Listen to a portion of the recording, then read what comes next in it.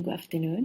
My name is Azwani and I will explain on the auditor's responsibilities in fraud detection and prevention.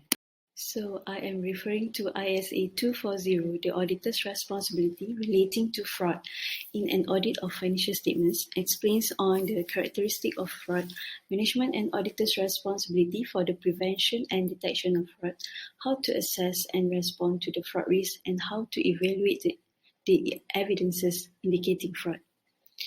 So these are some of the auditor's responsibilities, but the primary responsibility for the prevention and detection of fraud rests with both those charged with governance, TCWG, and also the management. Auditor do not have responsibilities for the prevention, but more on detection of any material misstatements due to fraud. Is responsible to obtain reasonable assurance that the financial statements taken are free from material misstatements, whether caused by fraud or error. Due to inherent limitations in an audit, auditor cannot guarantee that the financial statements are free from fraud and error. Auditor must consider the risk of material misstatement due to fraud and error at the planning stage and while performing the audit. If fraud is discovered, auditor should report it either to audit committee, highest level of management, or to the shareholders of the company. Auditor shall maintain an attitude of professional skepticism throughout the audit by recognizing the possibility of material misstatements due to fraud.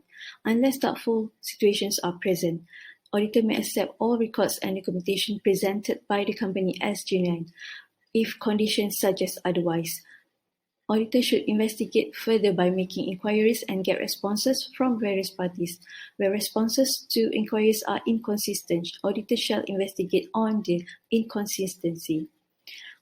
Auditor shall perform the risk assessment procedures to obtain information for use in identifying the risk of material misstatements due to fraud by inquire the management, the TCWG, and internal audit department about their awareness on any suspected fraud, evaluate any unusual and unexpected relationship identified, and perform analytical procedures including revenue accounts which may indicate risk of material misstatements due to fraud.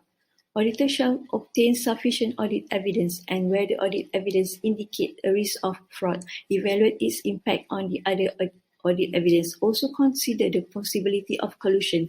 Collusion may cause the auditor to believe that the audit evidence is persuasive.